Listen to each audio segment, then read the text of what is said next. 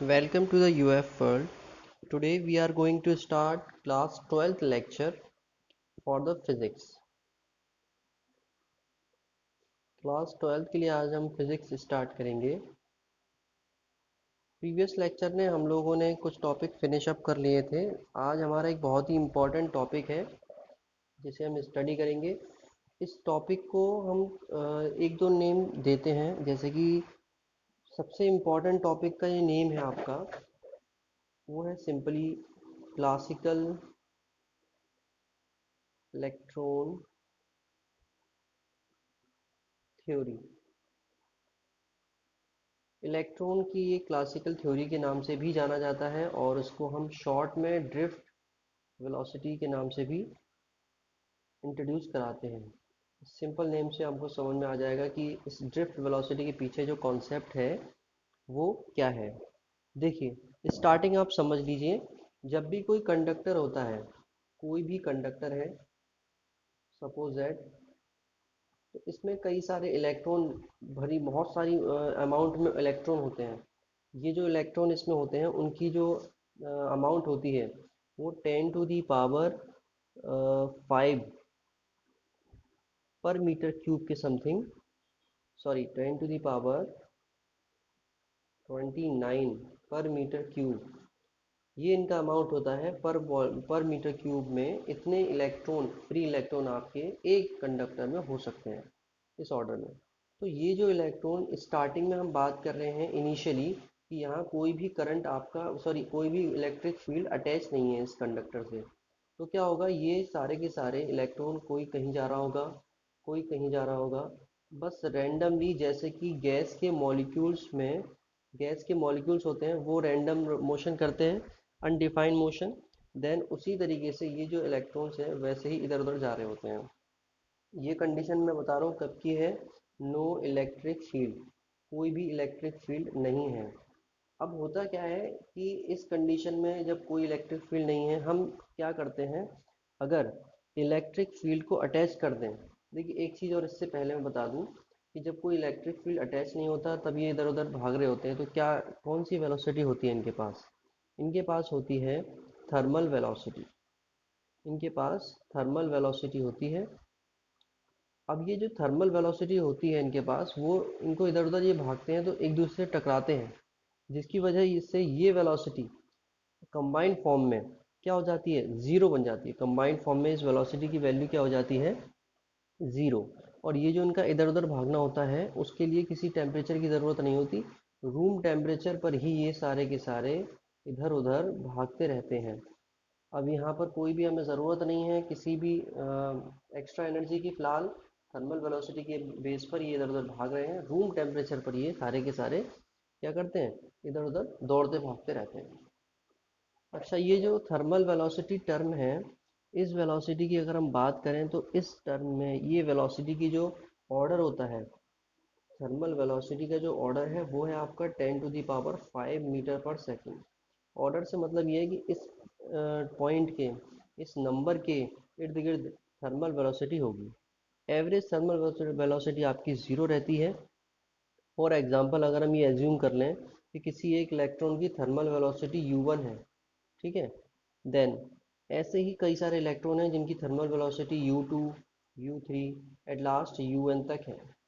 तो ये क्या हुआ, n इलेक्ट्रॉन की अगर हम थर्मल वेलोसिटी निकालें एवरेज पॉइंट पर, एवरेज थर्मल वेलोसिटी अगर हम फाइंड आउट करें तो क्या आएगी, u1 u plus u2 plus u3, सो इसको यहाँ लिख लेते हैं, एवरेज थर्मल वेलोसिटी। मैं शॉर्ट में लिख रहा हूँ, आप लोग ध्यान से इसको पॉइंट वाइज पढ़ते जाएगा। Average thermal velocity u1 plus u2 up to un upon कितने इलेक्ट्रॉन हमने कंबाइन किए थे, या फ्री इलेक्ट्रॉन, ये हमने लिए थे n फ्री इलेक्ट्रॉन। तो इन सब का जब हम कॉम्बिनेशन निकालेंगे तो वो होगा ज़ीरो, क्योंकि क्या होता है, ये एक दूसरे से टकराकर थर्मल वेलोसिटी को ख़त्म कर देते हैं। यहाँ पर कुछ टर्म आते हैं, जैसे कि अगर ये आपका एक इलेक्ट्रॉन यहाँ से गया, यहाँ से जाकर इस दूसरे इलेक्ट्रॉन से टकराया, फिर ये आपका इस तरफ आ गया, फिर ये कहीं और चला गया यहाँ पर, तो ये जो इनका कॉलिजन हुआ है ना, इसके बीच में जितना भी ये गैप है 1 2 3, ये जो गैप है यहाँ पर, ये किसी से नहीं टकराया, डायरेक्ट जाके यहाँ टकराया, इस गैप को हम कहते हैं फ्री पाथ। इसको हम कहते हैं फ्री पाथ। और ये जो टाइम पीरियड है जो इनके बीच में लगा इनको, यानी कि यहाँ से यहाँ तक जाने में एक टाइम लगा, फिर यहाँ से यहाँ तक जाने में टाइम, फिर यहाँ से यहाँ तक, जो बीच के फ्री पाथ को कवर अप करने में जितना टाइम स्पेंड हुआ है, इसे हम कहते हैं एवरेज रिलैक्सेशन टाइम। ठीक है, इसे हम क्या कहते हैं? Average relaxation time. सिंपल। अब चलिए नेक्स्ट स्टेप पर आते हैं। यहाँ पर अभी हमारी कोई भी इलेक्ट्रिक फील्ड नहीं था, तब ये सारा हमारा डाटा यहाँ तक कंप्लीट था। अब आते हैं नेक्स्ट स्टेप कि अब आपने क्या करा, इस पॉइंट पर क्या करा, कंडक्टर में एक पोटेंशियल डिफरेंस कनेक्ट कर दिया। ठीक है, एक पोटेंशियल डिफरेंस कनेक्ट कर दिया जिससे कि यहाँ पॉजिटिव हो गया और यहाँ पर नेगेटिव चार्ज कनेक्ट हो गया। इस कंडीशन में एक इलेक्ट्रिक फील्ड डेवलप होता है जिसकी डायरेक्शन पॉजिटिव से नेगेटिव की तरफ होती है।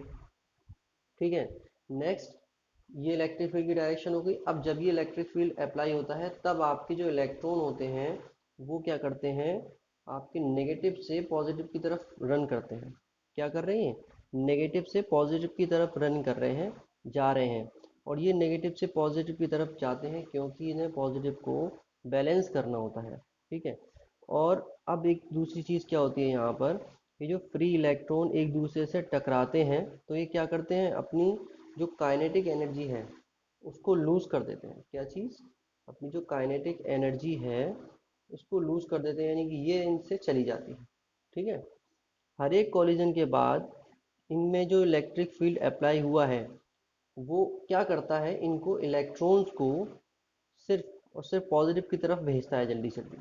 ठीक है, और जितने इलेक्ट्रॉन क्या होता है, आपकी जो इलेक्ट्रॉन काइनेटिक एनर्जी लूज करते जा रहे हैं, ये जो काइनेटिक एनर्जी लूज करते चले जाते हैं, तो ये जब तक चलता रहता है ये सारा की सारा प्रोसेस, जब तक कि ये जो आपका इलेक्ट्रॉन है वो पॉजिटिव पॉइंट तक ना पहुंच जाए। समझ रहे हैं? और ये जो एक्स्ट्रा वेलोसिटी जो इलेक्ट्रॉन्स को मिलती है वो दूसरे टक्कर पड़ने पर, दूसरे वाले कॉलिजन आने पर ये लॉस हो जाती है, ये खो जाती है इससे। अब इसी इलेक्ट्रिक फील्ड के अंदर क्या होता है, इलेक्ट्रॉन्स एक बहुत ही स्मॉल अमाउंट की, बहुत ही स्मॉल अमाउंट की वेलोसिटी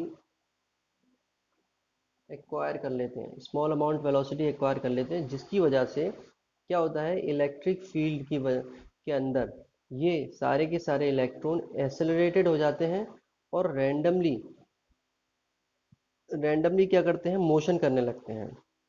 अब ये जो मोशन होती है आपकी, जो वेलोसिटी मिल गई इनको, ये क्या है आपकी डिफरेंट डिफरेंट डायरेक्शन में होती है। ठीक है, सारी वेलोसिटी क्या है, डिफरेंट डिफरेंट डायरेक्शन में है। अब देखिए होता क्या है, सपोज दैट कि एक इलेक्ट्रॉन यहाँ से आया और यहाँ टकराया। ठीक है, इलेक्ट्रिक फील्ड नहीं था तब, तो अब क्या हुआ, जब इलेक्ट्रिक फील्ड अप्लाई हो गया, इसे एक्सेलरेशन मिलने लग गया, तब क्या होता है, इसके पाथ में एक कर्विकल वेव स्टार्ट हो जाता है ना, ये कर्विकल स्टार्ट हो जाता है इस तरह से, और ये हमेशा टुवार्ड्स द पॉजिटिव ही रहता है। एक इलेक्ट्रॉन यहाँ से टकराया तो इसका जो टुवार्ड्स द पॉजिटिव ही रहेगा इस तरह से कुछ। ठीक है, ये इस तरह से रहता है। तो इस ये सब छोटी छोटी चेंज की वजह से इनका कंबाइंड फॉर्म अगर ले लें हम, तो जो एवरेज वेलोसिटी निकलेगी सारे फ्री इलेक्ट्रॉन की, वो नॉट इक्वल टू जीरो होगी। नॉट इक्वल टू जीरो, ये जीरो के इक्वल नहीं होने वाली। ठीक है, तो अब ये कुछ ना कुछ वैल्यू रखती है इस पॉजिटिव एंड तक जाने के लिए इलेक्ट्रॉन की, तो इसी वेलोसिटी को हम कहते हैं आपका ड्रिफ्ट वेलोसिटी। ठीक है, ये सिंपल सा इसका एक थ्योरी है जो कि लिटिल बिट कॉम्प्लिकेटेड लगती है बच्चों को, लेकिन अगर हम स्टेप बाय स्टेप इसको समझेंगे तो इसका कॉम्प्लिकेशन बिल्कुल फिनिश हो जाएगा। ठीक है, आपको सिर्फ सेंट्रल आइडिया समझ लेना है इसका, क्या है सेंट्रल आइडिया इन पॉइंट्स को लेकर, देन उसके बाद आपने एक्सप्लेन कर देनी है चीज़ें, कोई बड़ा इशू नहीं है। अब देखिए अगर हम ड्रिफ्ट वेलोसिटी की प्रॉपर डेफिनेशन दें, तो ड्रिफ्ट वेलोसिटी की प्रॉपर डेफिनेशन क्या होगी, it is defined as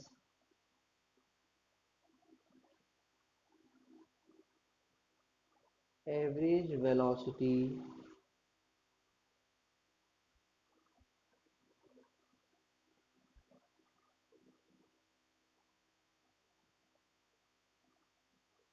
with which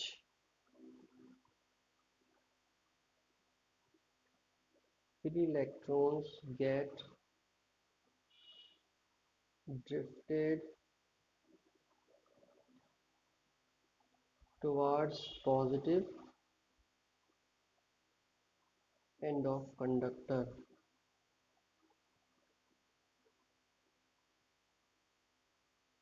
under the effect of external electric field. Simple है। ये एक ऐसी ये एवरेज वेलोसिटी है जिसकी वजह से फ्री इलेक्ट्रॉन ड्रिफ्ट हो जाते हैं पॉजिटिव एंड की तरफ कंडक्टर में under the effect of external electric field के अंडर। ठीक है। अब ड्रिफ्ट वेलोसिटी का आप समझ लीजिए, ड्रिफ्ट वेलोसिटी जो होती है इलेक्ट्रॉन की वो किस ऑर्डर की होती है, 10⁻⁻⁴ मीटर पर सेकंड के ऑर्डर की होती है आपकी ड्रिफ्ट वेलोसिटी। समझ रहे हैं। अब हम इसका एक्सप्रेशन करेंगे, इस एक्सप्रेशन को बहुत ध्यान से समझ लीजिएगा, बहुत इंपॉर्टेंट है और सिंपल ही वर्ड में लॉन्ग क्वेश्चन में आ जाएगा कि ड्रिफ्ट वेलोसिटी के थ्योरी को एक्सप्लेन कर लीजिए या फिर उसके साथ साथ बोल देगा ड्रिफ्ट वेलोसिटी के थ्योरी और एक्सप्रेशन दोनों एक्सप्लेन करना है। तो देखिए स्टार्ट हम करते हैं यहाँ से। पहला पॉइंट है सिंपली कि हमने जो पोटेंशियल डिफरेंस अप्लाई किया हुआ है,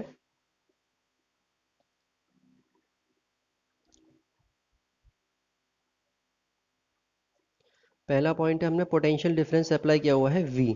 ठीक है।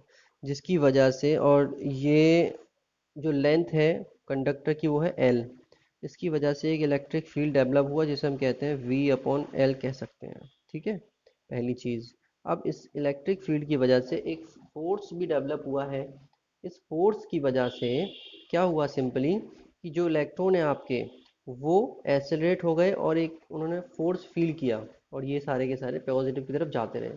फोर्स की डायरेक्शन क्या शो कर रही है, इलेक्ट्रिक फील्ड के अपोजिट है। तो फोर्स का फॉर्मूला इस तरह से आप दे सकते हो और यहाँ साइन लगेगा माइनस का, ये इंडिकेट करेगा कि एफ फोर्स जो है वो इलेक्ट्रिक फील्ड के अपोजिट डायरेक्शन में जा रहा है। और माइनस का साइन इलेक्ट्रॉनिक्स की चार्ज की वजह से भी यहाँ अप्लाई हुआ है क्योंकि इलेक्ट्रॉन्स पर नेगेटिव चार्ज होता है। अब अगर हम बात करें इलेक्ट्रॉन्स के एसिलेशन की, तो एसिलेशन का फॉर्मूला क्या होता है इससे, F/m, यही कुछ फॉर्मूला लगेगा, आपने पढ़ा होगा न्यूटन्स के सेकंड लॉ में। अब अगर हम F की जगह पुट करें ये वैल्यू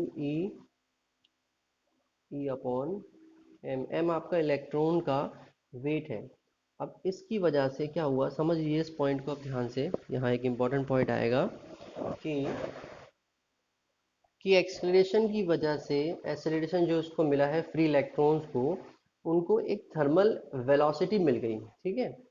थर्मल वेलोसिटी के अलावा एक और, हम इसको थर्मल वेलोसिटी नहीं कह सकते, थर्मल वेलोसिटी के अलावा एक और वेलोसिटी मिल गई। ये इस वेलोसिटी की हेल्प से एक्सेलरेशन स्टार्ट करेंगे आपके फ्री इलेक्ट्रॉन्स। अब देखिए क्या होता है, यहाँ पर हम एग्जम्पशन कर रहे हैं कि at any instant velocity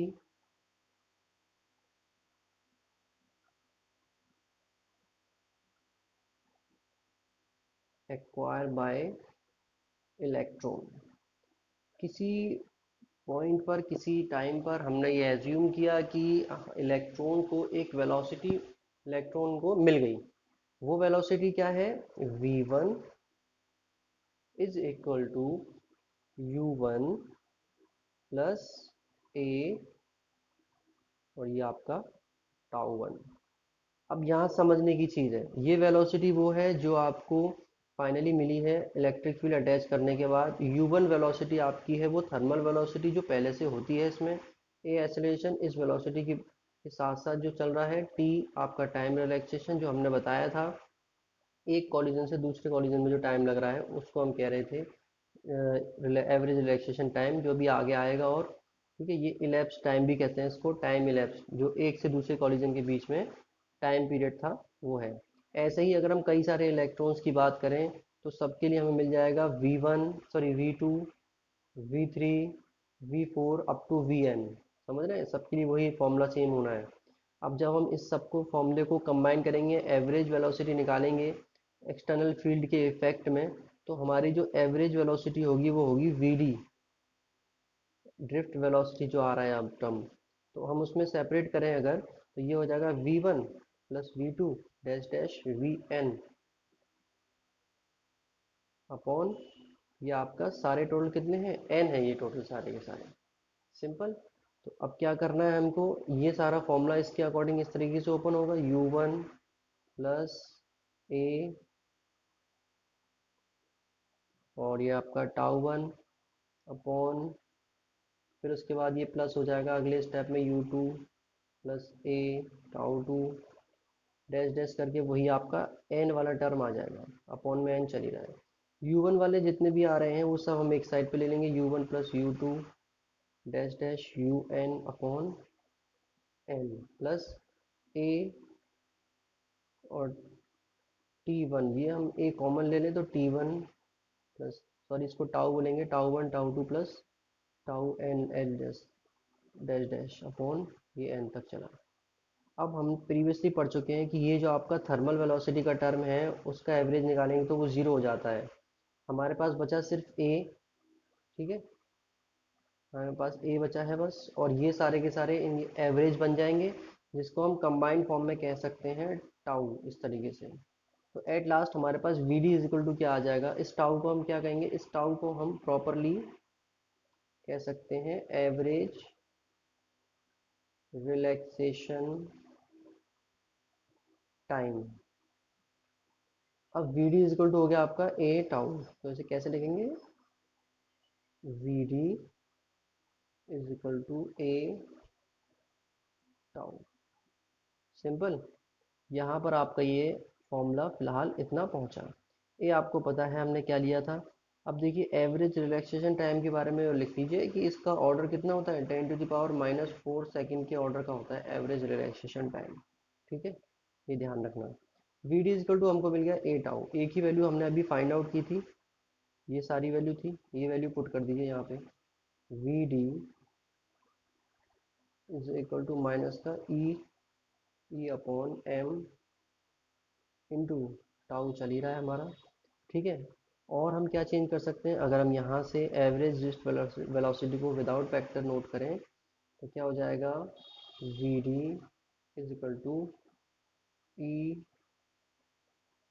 M और ये टाउ, ये आपका सिंपली वी डी का फॉर्मूला आ जाएगा। ये वी डी नेगेटिव साइन जो आपका आ रहा था, नेगेटिव साइन ये शो कर रहा था कि जो डायरेक्शन है आपकी ड्रिफ्ट वेलोसिटी की, वो क्या है, अपोजिट है इस इलेक्ट्रिक फील्ड के। वी डी की डायरेक्शन क्या है, अपोजिट है किसके, ई इलेक्ट्रिक फील्ड के। समझ रहे हैं, ये अपोजिट है इसके। तो एवरेज रिलैक्सेशन टाइम भी आपने समझ लिया, यहाँ पर ये ड्रिफ्ट वेलोसिटी का पूरा आपका मेथड भी समझ में आ गया आपको। कुछ इसके थ्योरेटिकल पार्ट है आपको बुक में से नोट करने हैं, तब जाकर ये प्रॉपर कंप्लीट होगा। चलिए देखते हैं नेक्स्ट टॉपिक कौन सा है। देखिए नेक्स्ट आपका टॉपिक है मोबाइलिटी। मोबाइलिटी के रिगार्डिंग आपको मैं स्टार्टिंग में बता दूं कि ये ऐसा फैक्टर है जो कि ये चेक करता है कि आपका इलेक्ट्रॉन कितना कैपेबल है मूवमेंट में, मूवमेंट में आपका जो इलेक्ट्रॉन है कितना कैपेबल है। ठीक है, ये अगर हम डेफिनेशन देखें, इसकी सिंपल डेफिनेशन क्या है, mobility of mobility of charge career, इसको हम डिनोट करते हैं म्यू से। ठीक है, responsible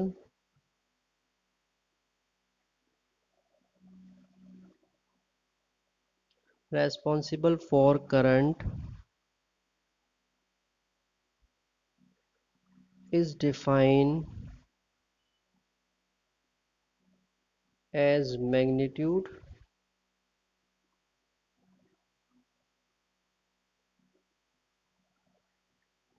of drift velocity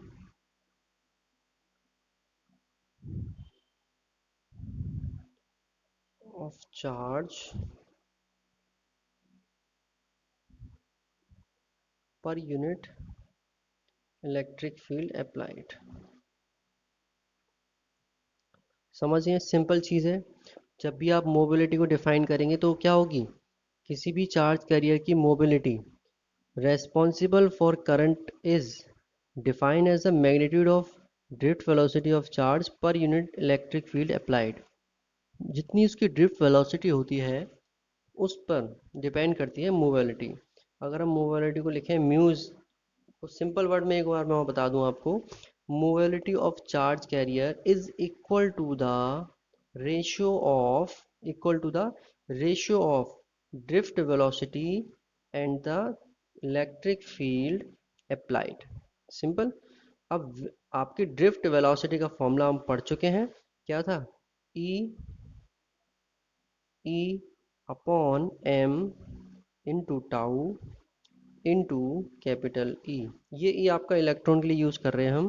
properly अगर लिखेंगे तो हम इसे क्यू में लिखेंगे, चार्ज कोई भी हम यहाँ पर हो सकता है, करंट कैरियर पॉजिटिव या नेगेटिव जो भी है, ई से ई कैंसिल होगा, आपका आंसर आएगा क्यू टाउ अपॉन एम।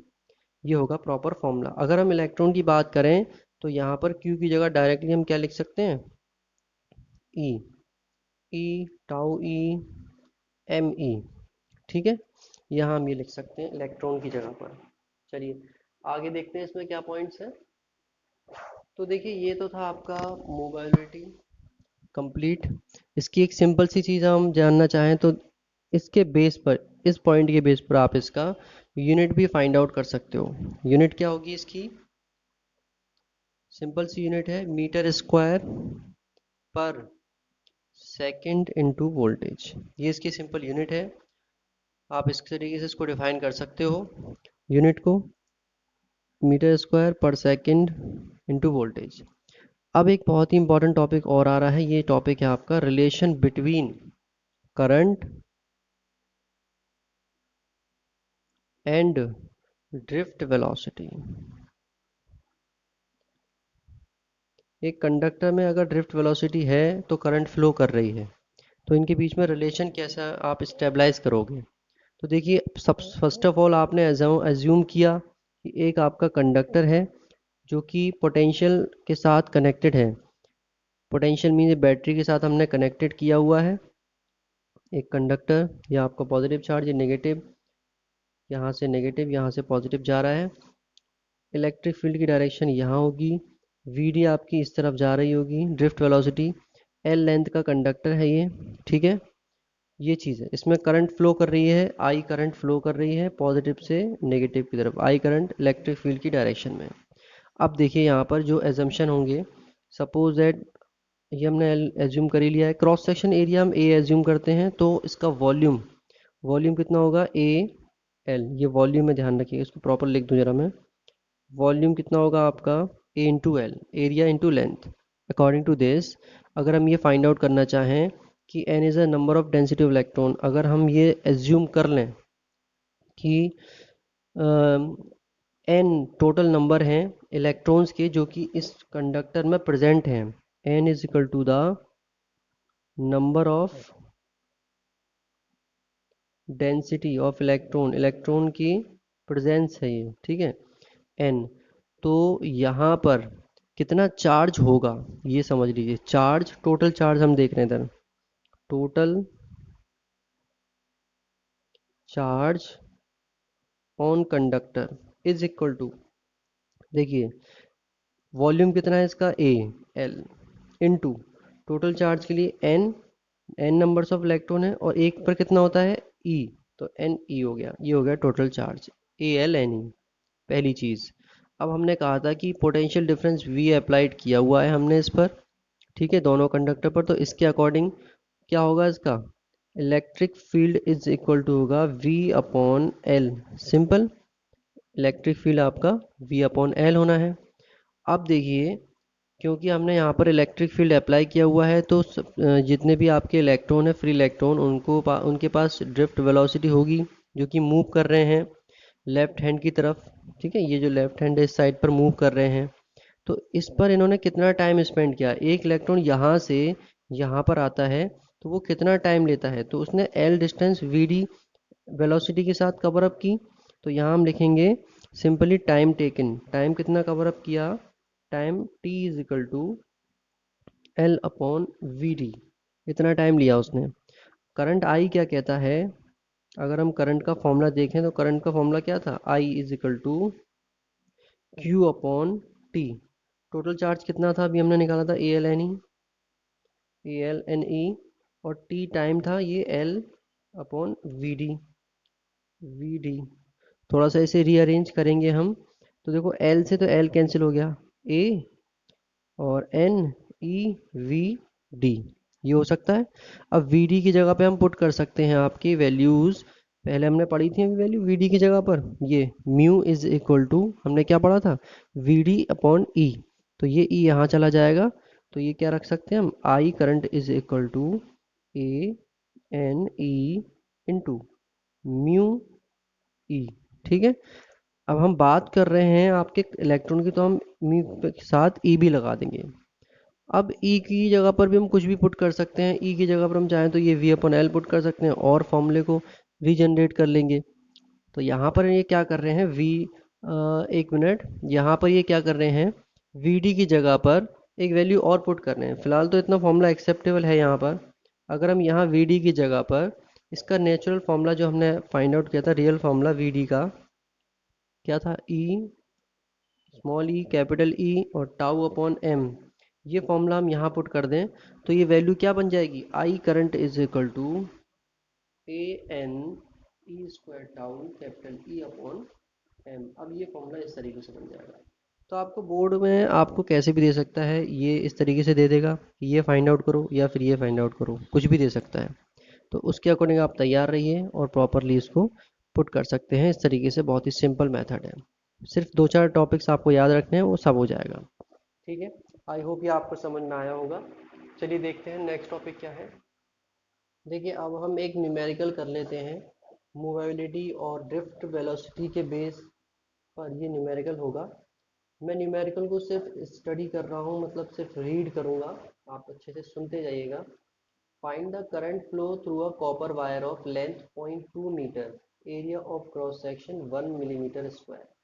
देखिए करंट फ्लो फाइंड आउट करना है, पहली चीज I is equal to unknown, और दिया हुआ है ना copper wire of length 0.2 metre, length L दे रखी है 0.2 metre, area of cross section 1 mm square. आप समझ लीजिए ए इज इक्वल टू हो गया आपका 1 mm square.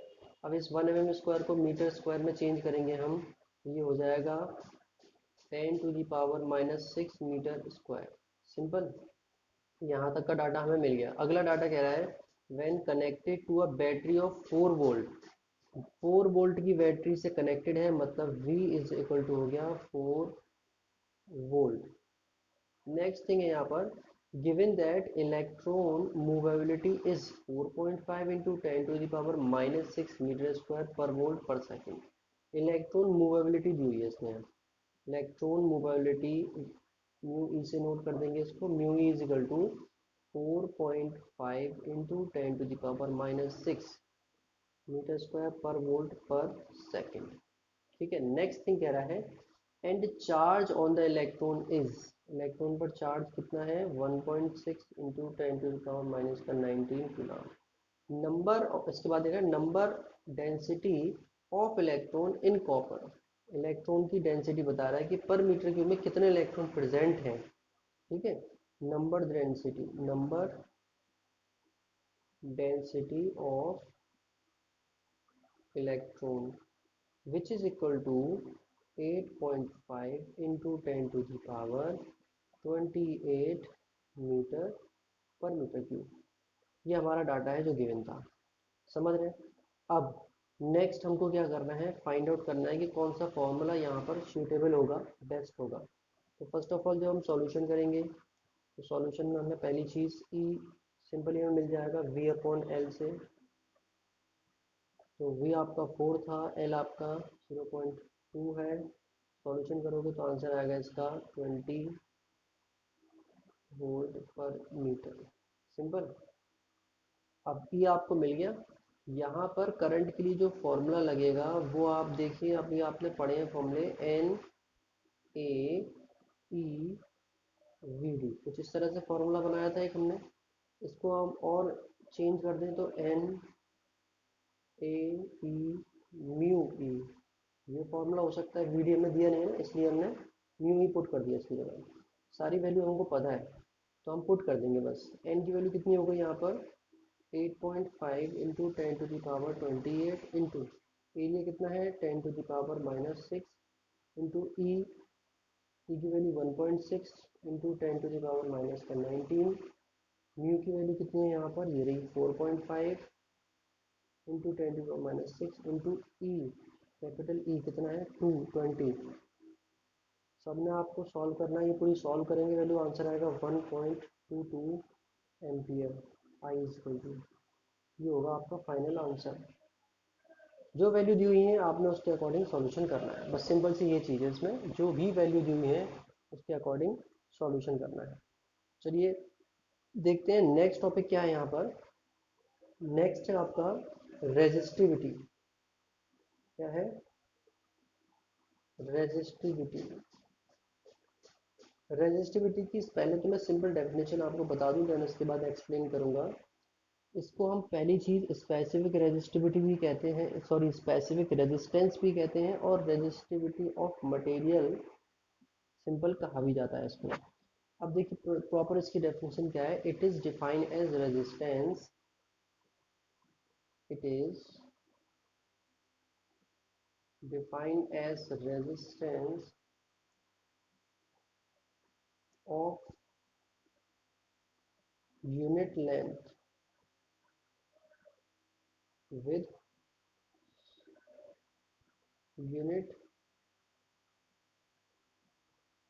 Area of cross section of material of conductor.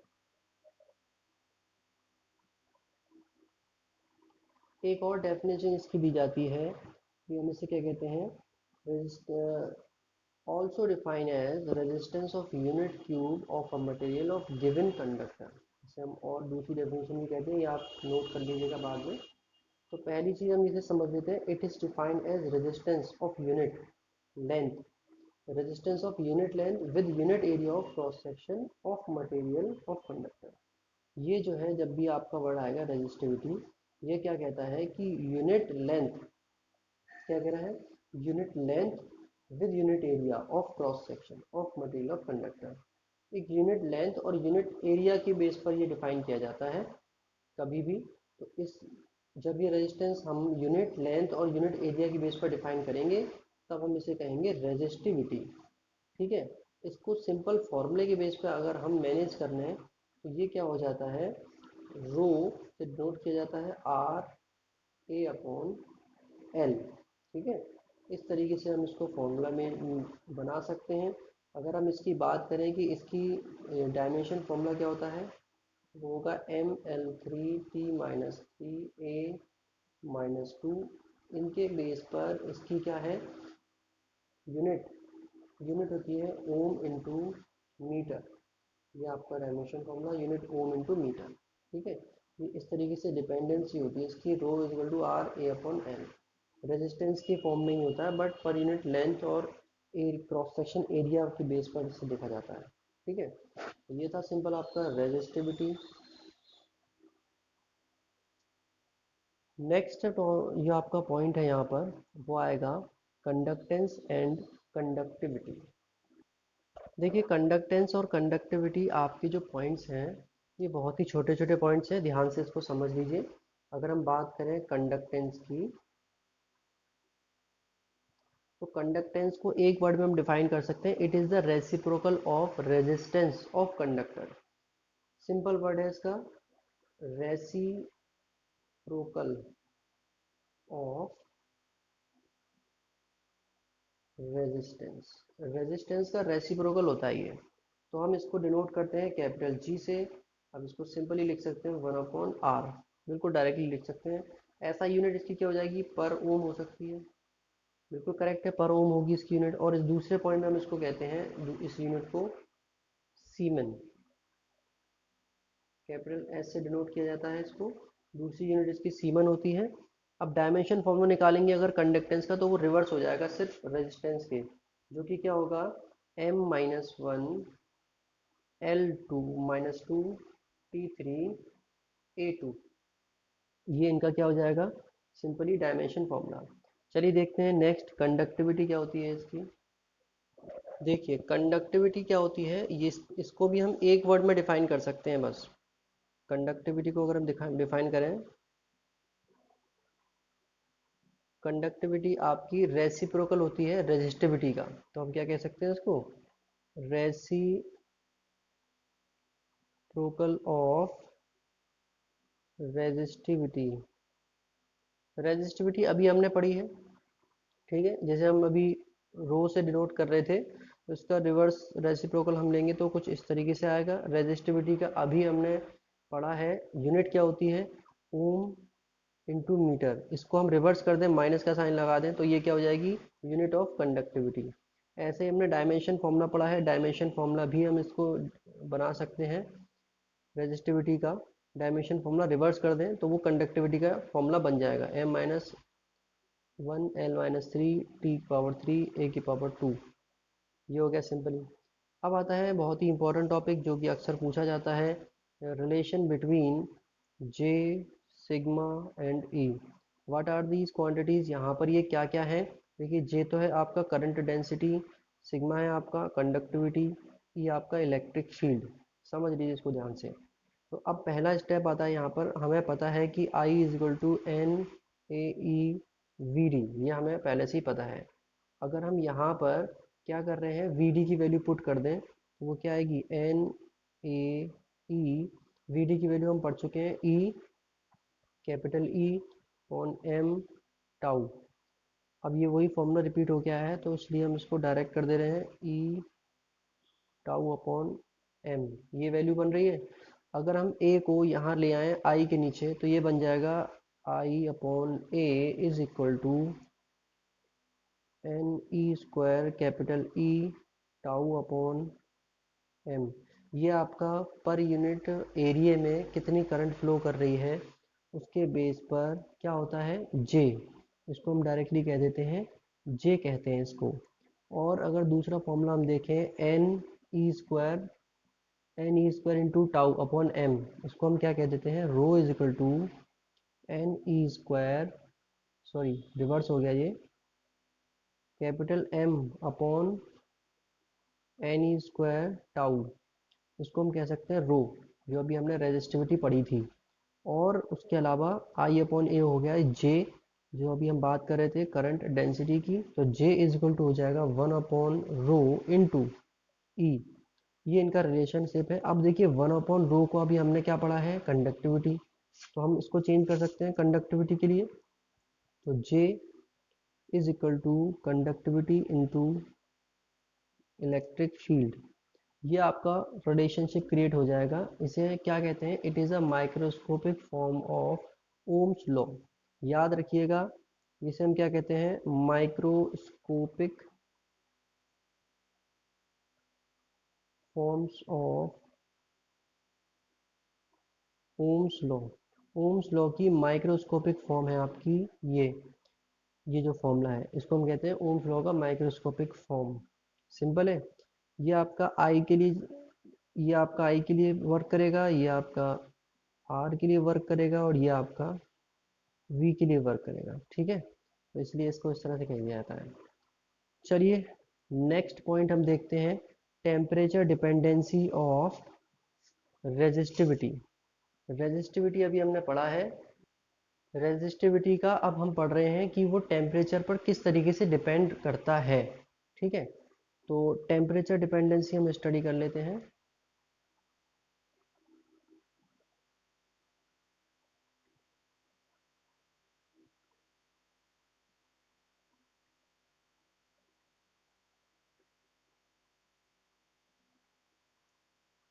Resistivity की टेम्परेचर पर डिपेंडेंसी, देखिए एक फॉर्मूला है, सिंपली इस फॉर्मूले के बेस पर आप डायरेक्ट कह सकते हैं किस तरीके से टेम्परेचर पर डिपेंड करता है। ये फॉर्मूला आपने रेजिस्टेंस के टाइम पर भी पढ़ा था। तो रेजिस्टिविटी का फॉर्मूला कुछ इस तरीके से टेम्परेचर पर डिपेंड करता है। Alpha T minus T zero. ये रेजिस्टिविटी है टी टेम्परेचर पर, ये रेजिस्टिविटी है 0 डिग्री सेल्सियस टेम्परेचर पर, और ये आपका 1 प्लस अल्फ़ा आपका क्या है, रेजिस्टेंस है। टी ज़ीरो टेम्परेचर पर ये आपका रेजिस्टिविटी है, और टी टेम्परेचर पर आपकी रेजिस्टिविटी ये है। इसे आप थोड़ा चेंज करेंगे, ये कोफिशिएंट है अल्फ़ा, ध्यान रखना।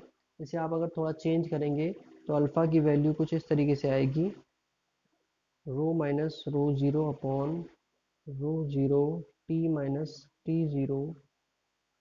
इस तरीके से वैल्यू इसकी कुछ आएगी। इसे आप थोड़ा और चेंज करना चाहें तो D P rho upon rho zero और D T. D P rho यानी कि change in the, sorry D rho यानी कि change in the rho, and T minus T zero D T क्या है, चेंज इन द टेम्परेचर। तो इसके according हम कह सकते हैं अल्फ़ा की वैल्यू ये हो सकती है। अल्फ़ा क्या है आपका, temperature coefficient of electrical resistivity. ठीक है। तो अगर हम बात करें मेटल के रिगार्डिंग, देखिए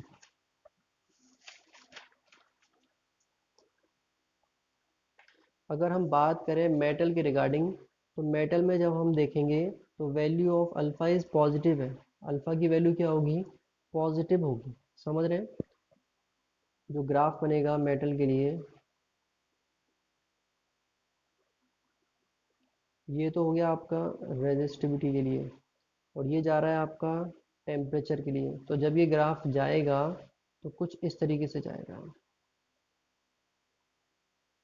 जिसे हम शो करते हैं कुछ इस तरह से। ठीक है। यहाँ कुछ इस तरीके से जाएगा ये ग्राफ, और ये क्या शो कर रहा है कि अल्फ़ा अल्फ़ा की वैल्यू टेम्परेचर के साथ क्या हो रही है, इंक्रीमेंट कर रही है, टेम्परेचर के साथ इंक्रीज कर रही है। अगर हम बात कर रहे हैं मेटल के केस में, यहीं अगर हम आ जाएं सेमीकंडक्टर के केस की बात करें, सेमीकंडक्टर के केस की बात करें तो पी, सॉरी रो और टी के बीच का जो डायग्राम होता है वो कुछ इस तरीके से बनता है। ठीक है। अब ये क्या शो कर रहा है कि रेजिस्टिविटी क्या करेगी, डिक्रीज करेगी टेम्परेचर के साथ। आप बढ़ाते जा रहे हैं टेम्परेचर, और ये देखो घटता चला जा रहा है, टेम्परेचर बढ़ाते जा रहे हो घटता चला जा रहा है। तो ये क्या हुआ, रेजिस्टिविटी जो आपकी है रो, वो डिक्रीज करेगी टेम्परेचर के साथ। ठीक है। देखिए अब हम दूसरे टाइप की मेटल्स की बात करें, जैसे हम कहते हैं अलॉय। अलॉय क्या होते हैं, मेटल के कॉम्बिनेशंस होते हैं। यानी कि आपने स्टील को लिया, आयरन में मिक्सअप कर दिया, या फिर कुछ भी हो सकते हैं अलॉय, मतलब निकल को आयरन में मिक्सअप कर देना। तो ये मिक्स फॉर्म होती है मेटल की, जिसे हम कहते हैं अलॉय। तो अलॉय में क्या होता है कि इनकी जो रेजिस्टिविटी होती है वो बहुत ही कम होती है। समझ रहे हैं। और टेम्परेचर पर डिपेंडेंसी जो भी है वो बहुत वीक है। ठीक है। डिपेंडेंसी अगर देखी जाए तो वो भी वीक है। तो हम अगर इनका ग्राफ बनाएं तो ये कुछ इस तरीके से ग्राफ बनता है इनका। बहुत ज़्यादा हाई प्रोफाइल ग्राफ रहता है इनका, कि रेजिस्टिविटी इनकी क्या है, बहुत ही लार्ज है, but has weak dependence on temperature. Temperature पर इनकी डिपेंडेंसी कम होती है। समझ रहे हैं। तो ये सिंपल सा इनका डिपेंडेंसी का ग्राफ था, रेजिस्टिविटी के बेस पर टेम्परेचर किस तरीके से डिपेंड होता है, मेटल सेमीकंडक्टर अलॉय। अब कुछ समझेंगे कि हमने यहाँ पर डाउट होगा, सपोज दैट कुछ बच्चे क्या है समझेंगे कि हाँ यहाँ पर हमने मेटल लिया, सेमीकंडक्टर लिया, अलॉय लिया, तो where are the insulator, insulator क्यों नहीं लिया हमने यहाँ पर।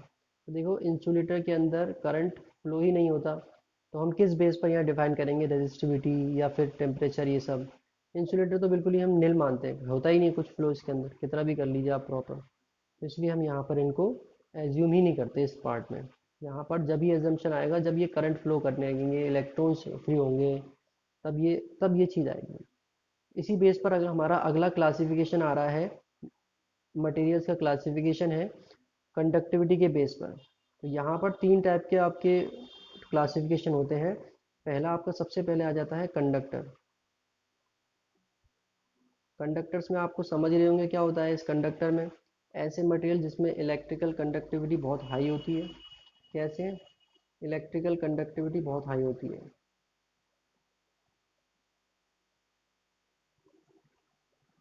हाई इलेक्ट्रिकल कंडक्टिविटी आपको मिलती है, और एग्जांपल आपको पता होगा, सिलिकॉन हो सकता है, और आयरन हो सकता है, स्टील हो सकता है, कुछ भी बना दिया, मेटल वगैरह कुछ भी। कंडक्टर्स के बाद आते हैं आपके सेमी कंडक्टर। सेमीकंडक्टर्स। सेमीकंडक्टर्स आपके जो ऐसे मटेरियल्स होते हैं जिनकी जो कंडक्टिविटी होती है वो क्या रहती है, कंपेयर टू द कंडक्टर्स कम होती है, इंसुलेटर्स के कंपेयर में ज़्यादा होती है। यानी कि इनकी जो कंडक्टिविटी है वो इंसुलेटर और कंडक्टर इन दोनों के बीच की होती है। समझ रहे? तो हम कह सकते हैं इनको, बस इतना कह दीजिए, लो कंडक्टिविटी, लो इलेक्ट्रिकल कंडक्टिविटी, ईसी मतलब इलेक्ट्रिकल कंडक्टिविटी। अब आते हैं हम यहाँ पर इंसुलेटर पर। इंसुलेटर का सिंपली आप कह सकते हो, इंसुलेटर्स का क्या रहता है, नो इलेक्ट्रिकल कंडक्टिविटी। हम डायरेक्ट कह सकते हैं बहुत बहुत बहुत कम या फिर नील इलेक्ट्रिकल कंडक्टिविटी। अच्छा, ये सेमीकंडक्टर के एग्जांपल कौन कौन से हो सकते हैं, जैसे कि आपका जर्मेनियम, जर्मेनियम एक एग्जांपल हो सकता है, और सिलिकॉन भी एक एग्जांपल हो सकता है इसका। अब यहाँ इंसुलेटर में तो आप बहुत सारे एग्जांपल ले सकते हो, ग्लास है, रबर है, कई सारे एग्जांपल ले सकते हैं यहाँ तो हम। ठीक है, तो ये था फिलहाल आपका कंडक्टर, सेमीकंडक्टर और इंसुलेटर का ब्रेकअप, मींस पॉइंट्स वाइज इनका इंट्रोडक्शन। अभी हम चलते हैं अगले लेक्चर में, ये सारी चीज़ें स्टडी करेंगे और आगे की, जिससे कि आपको और समझ में आ जाए चीज़ें। यहाँ आज के लेक्चर में फ़िलहाल हम इतना ही स्टडी करेंगे। अगले लेक्चर में हमारे बहुत ही इंपॉर्टेंट टॉपिक आएंगे जो कि न्यूमेरिकल वाइज भी बहुत इंपॉर्टेंट है। ठीक है, तो चलिए मिलते हैं नेक्स्ट लेक्चर में, तब तक के लिए stay home, stay safe, have a nice day.